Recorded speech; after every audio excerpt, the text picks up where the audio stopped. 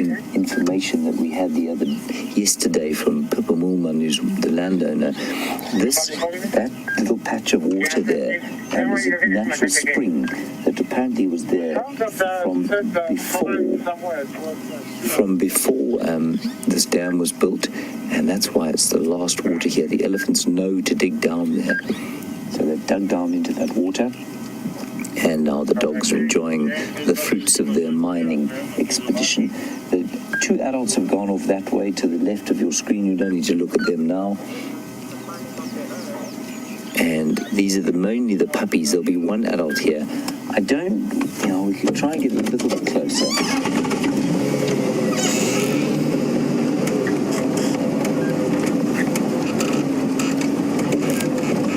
This is such a special thing, everyone. My favorite animal out here, Brent's favorite animal, probably just about everybody's favorite animal.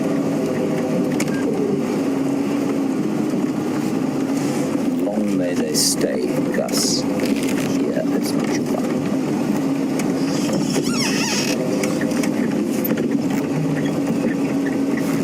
They've killed. There's an adult, I think. There's an adult there lying in the water with blood all over her face. This is fantastic. Oh, this is just amazing. And there's the one digging there. She seems to be falling asleep in the mud, yeah. One of them's digging.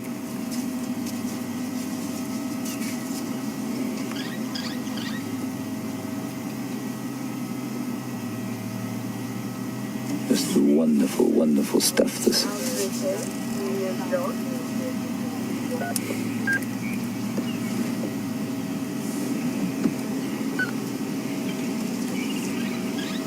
Best possible New Year gift. They look so slight. They always look almost so breakable and fragile, and yet they are incredibly strong. And if ever there was an animal that worked as a team, it is the African wild dog.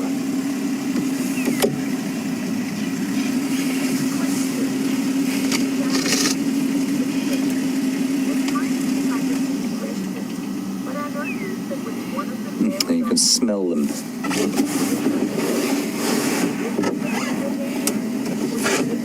Now, Sharon in Pittsburgh, an interesting one. We get this quite a lot about when you see them lifting their legs to pee. Is it a learned behavior? Is it just something they do? Sharon, I think what you'll find is it's probably a little bit of both. But I think it's got largely to do with their equipment. Unlike a cat, of course, which has a recurved penis which sticks out the back of the legs, so if you want to have a pee and not wet your legs, you can just lift your tail. A dog, if it wants to use that pee or urine for territorial marking, they must lift their legs because the penis faces out frontwards, and so they need to lift their legs in order to mark territory. That's why puppies don't. They squat happily, but with an adult dog, I think it's probably almost entirely instinctual.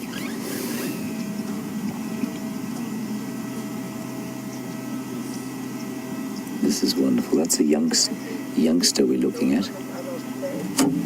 No, that's the one. There are only 3 adults in this pack, as far as I can understand. This is the Investec pack, 11 puppies, just 3 adults, and that these 3 adults have managed to raise this pack, all these puppies. Just the 3 of them is amazing. You can see it's an exhausting work. She's obviously very tired. She's gone to sleep there in the mud, and you can see bits and pieces of their breakfast. Now, these puppies will not be killing yet on their own. Apparently sort of 8 months or so. So they'll start to make their first kills fairly soon. But you can imagine the effort of trying to keep these 11 youngsters filled with food. Twice a day, I think you'll find that these adults have to kill. Right, and Jamie is just behind us with the other 2 adults, so let's pop across to her, and I'll stay right here with the puppies.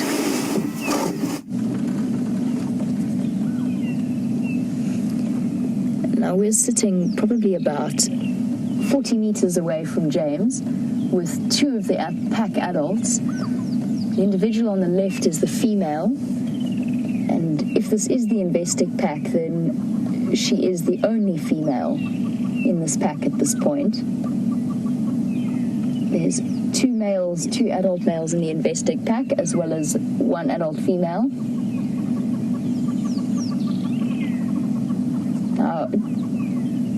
James has mentioned that he saw the female lying in the water with the puppies. The individual on the left is absolutely, certainly a female. She's definitely a female. I had a very good view of her just before she went to go and lie down.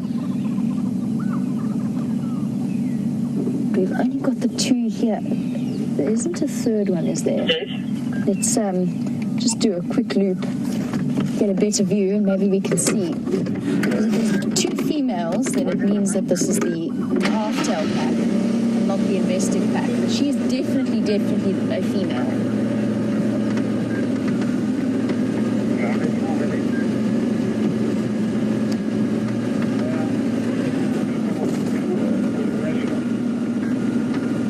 No, it's just the two of them here.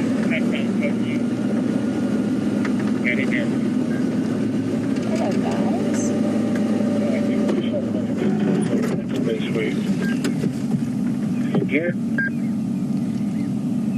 Awesome. Two wild earth vehicles here. We only need one, so definitely if people want to move in here, we'll move out as soon as the third station arrives. Sorry, guys. Just let me go onto the Game Drive channel for 1 second. Yeah, I didn't know what is that actually.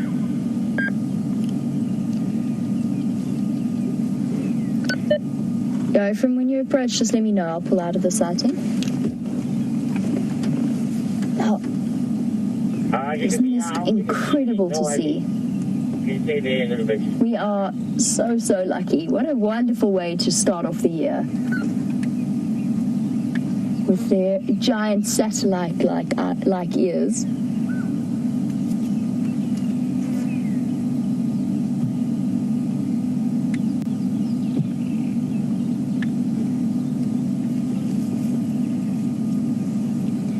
Now they have the most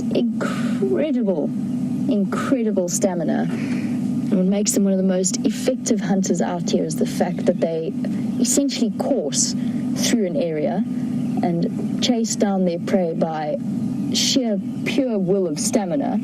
And Dave, who's watching in Toronto, you were wondering what's the furthest I've ever seen or heard of wild dog chasing prey or traveling with prey. And it's probably usually somewhere in the region in a straight line of about 5 kilometers, although the animals themselves will run much further because they bob and they weave and they change direction all the time. But usually at that sort of point, the animal that's being chased starts to develop what's known as chase myopathy. So their heart muscles start to give out, just due to sheer stress on their bodies. And the wild dogs are built to cope with those kinds of speeds and those distances. And the amazing thing about wild dogs is on a day like today, on a cloudy day like today, they can cover the most enormous distances at this very casual, I don't know how to describe it, it's a very easy trot. It's completely effortless, and they can carry on without seeming to need to pause. Well, I think now that the temperatures are starting to heat up, they're probably going to spend the rest of their day very close to Treehouse Dam. There's some very full bellies, though. I think they have had something to eat.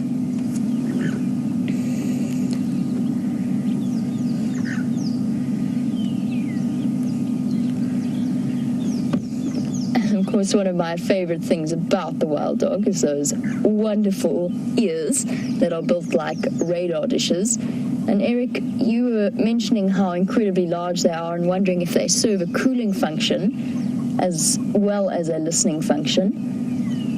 And I don't think so. Not a major cooling function, not in the same way that panting helps to cool them down.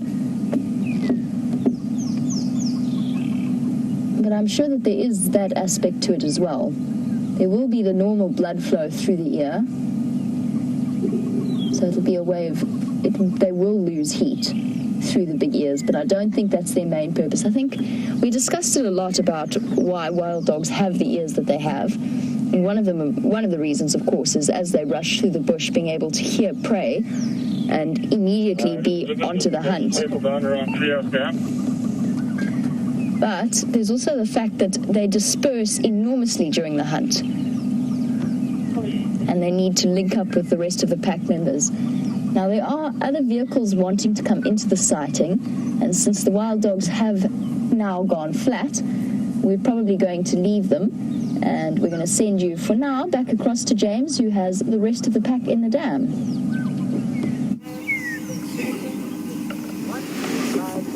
So everything is calm and settled and marvellous here. All the puppies are lying there, very contented, being fed by these long-suffering adults. And if we just look at that adult there who's lying in the puddle, I wonder if she's not slightly injured. If you look under her eye, she's got a cut. And I think that's from the morning's hunt. It might be fairly, I don't think that's particularly painful for her. But the fact that she's laying down in the mud there while the other adults have moved off, I think it's interesting. I don't know if it's a she, so maybe you can tell me whether the other two were both males, because in this pack, the 2 adult males and 1 adult female. So there'll be an alpha pair and basically 1 omega male. And so it might just be that this is an omega adult who's, being nurse maiding almost these youngsters. But the fact that she's lying in the water there indicates to me that she might have a bit of an injury. Robin, Maryland, how is the female able to nurse 11 puppies? Robin, Maryland? Robin in Maryland, without being facetious about your question or answering your question, because it's a good one, how on earth does a female manage to nurse 11 puppies with many teats? Robin, that's basically how. And I'm not sure how many teats a dog has. I think a dog's got 8 teats, if I'm not mistaken. I think it's 8. Robin, so she'll nurse 8 at a time, and then they'll share. So they'll drink for a while, and then some will go off, and the rest will drink. And so once that's how the nursing happens, and then they start eating meat pretty soon after they're born, and that will be regurgitated by it. Then the onus falls on all the adults to feed them, so they will all they'll all regurgitate food for the youngsters. So with difficulty, Robin, but I've seen packs of, some litters, you can get up to 18 dogs in one litter, and she manages to nurse those. It is really amazing. That's only 1 female. Remember, in the packs, only the alpha pair will breed normally. Sometimes a beta pair will breed, but that alpha pair can produce up to 18 little puppies.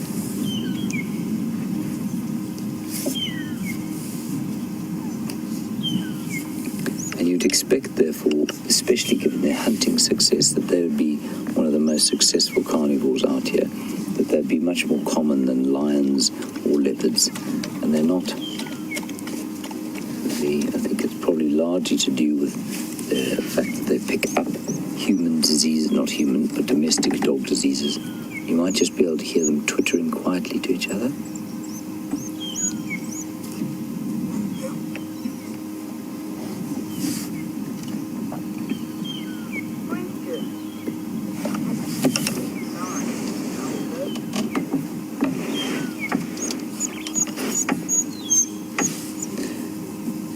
Maddie, a very astute question for a 9-year-old. Happy New Year to you. Why are you not in bed yet?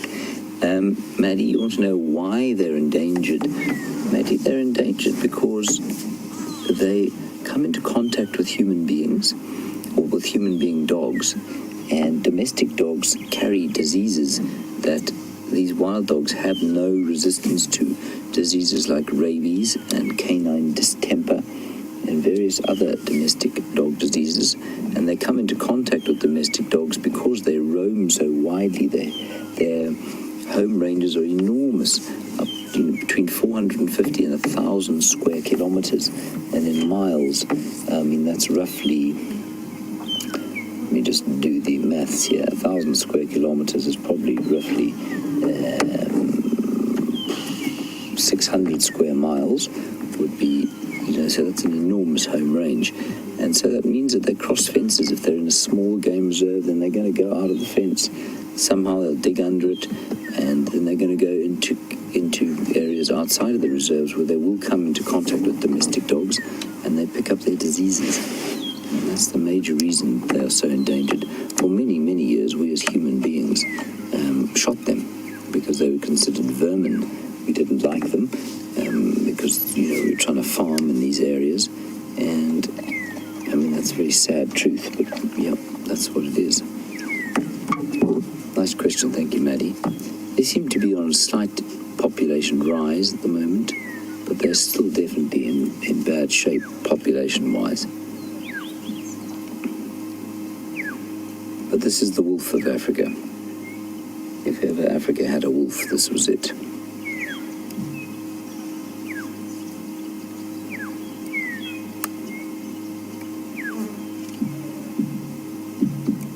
And Billy, just along the lines of the endangered nature of these wild dogs, you want to know, what's their prognosis? What do I think they will be the outcome? Will they go extinct? Will they survive?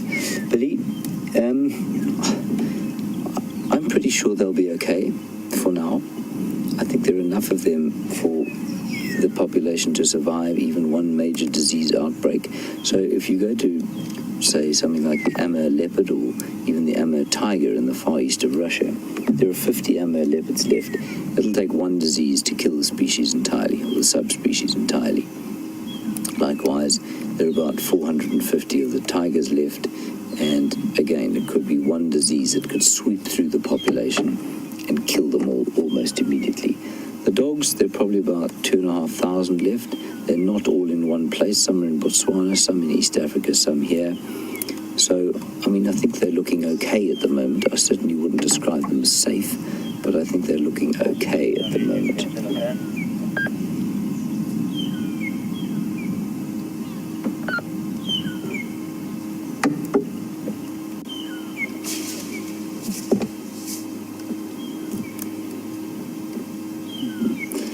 And Anna Marie, yep, you're absolutely right. You can see why they're called painted wolves, because of the incredible colors that they have. And there are a couple of characteristics that you'll find on just about all the dogs. And that's a black stripe down the front of the forehead, a white tail tip, and black backs to the ears. There's the other adult. That's the adult male. So it's the alpha pair. The alpha pair is the other side there. That's the other adult male.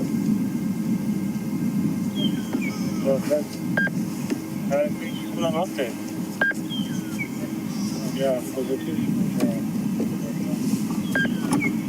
No problem, no problem. Just put me in a standby there. I'll jigga around here. Make your way. Now, Ms. Saar, you are in Wisconsin and you want to know about the hierarchy of these animals. Ms. Saar, you'll find that they're completely different from hyenas. They're not matriarchal. They're exactly the same as wolves, where there's an alpha pair, and the alpha will look after, the alpha pair will look after the dogs and lead the pack, an alpha male and alpha female. And so it's very much a sort of couple that leads the pack. The male alpha will lead the hunt. That's his job. And the female will kind of assist him to take the second lead, and only they will breed. So it's completely different from a hyena clan, which is totally female dominated. Females are much bigger than males. All females in the clan can breed, and the males play no leadership role at all. So the adult's gone off to join his adult companions, and we've now just got the 11 pups.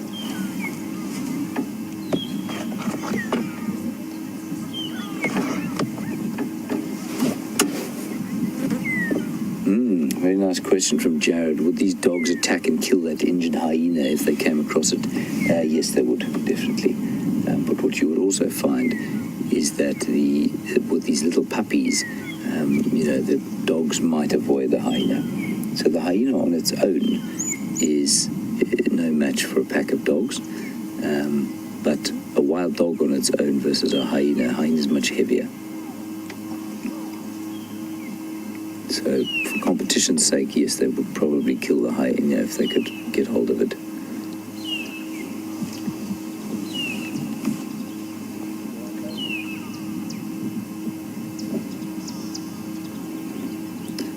So Christy, very nice question, and it just plays into the predator hierarchy. Christy, you want to know if a pack of wild dogs met a clan of hyenas over a kill and they were the same numbers, who would win? The hyenas would totally dominate them. The hyenas are much bigger than the dogs, and therefore it's just a question of size. The predator hierarchy out here normally goes lion and hyena at the top, and that changes dependent on number. Hyena are formidable creatures. Just below lions, and the lions are obviously at the top, but hyenas then in second place normally. This is all numbers being equal, and then you'll have wild dogs, and then some way below that you'll find leopard and lion and cheetah, the two solitary animals.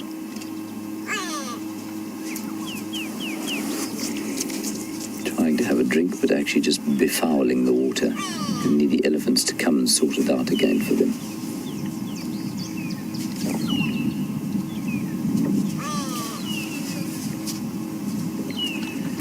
Marisha, yes, they have certainly grown. They're almost the same size as the adults, and because of that they're going to have to start killing for themselves now, because they can't expect mum, dad and nurse to keep killing for them. They're going to get very hungry if they expect that to happen the whole time. Very muddy face, very sweet little fellow. Just magnificent, these dogs.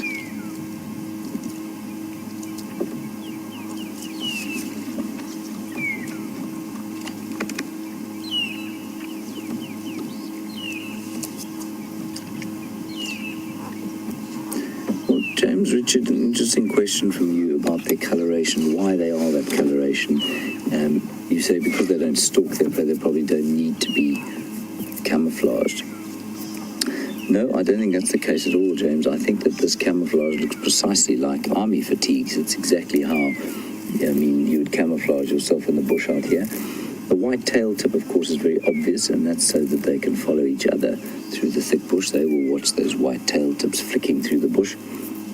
But otherwise, if you watch them walking through the woodland here, through the dappled light, especially when they hunt, when the sun is low, coming in from the east in the morning or the west in the evening, the dappled light there will render these animals almost invisible in the woodland with this coloration. Maybe not so much to our eyes, but certainly to various other animals, the predators.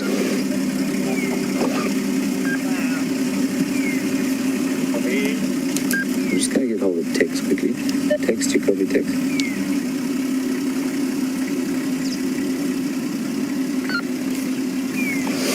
Offering him the option of staying instead of us, because we're obviously just about to finish drive. But he is going to move out so he can make room for Craig.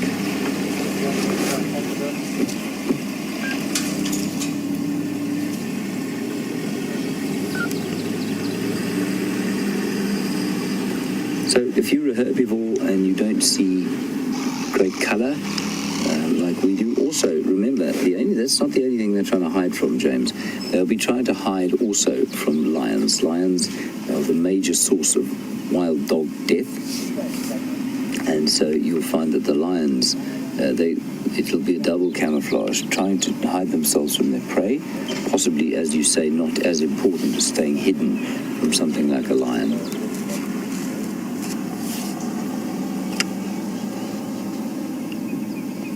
You can see they're making absolutely no attempt to stay hidden here.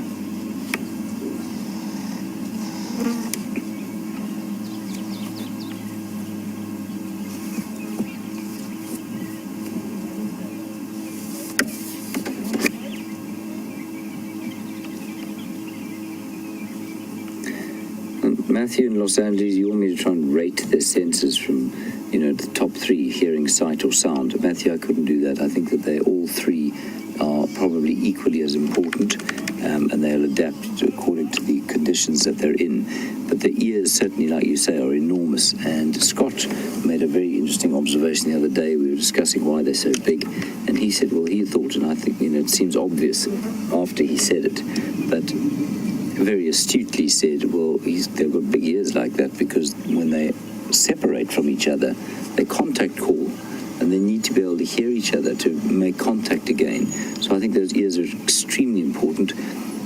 Noses, maybe their noses not quite as much as other animals like hyenas, because they only eat fresh meat. They don't scavenge, so they don't need to smell for fresh meat. But they will need those noses to follow each other again. That's a very important sense for them.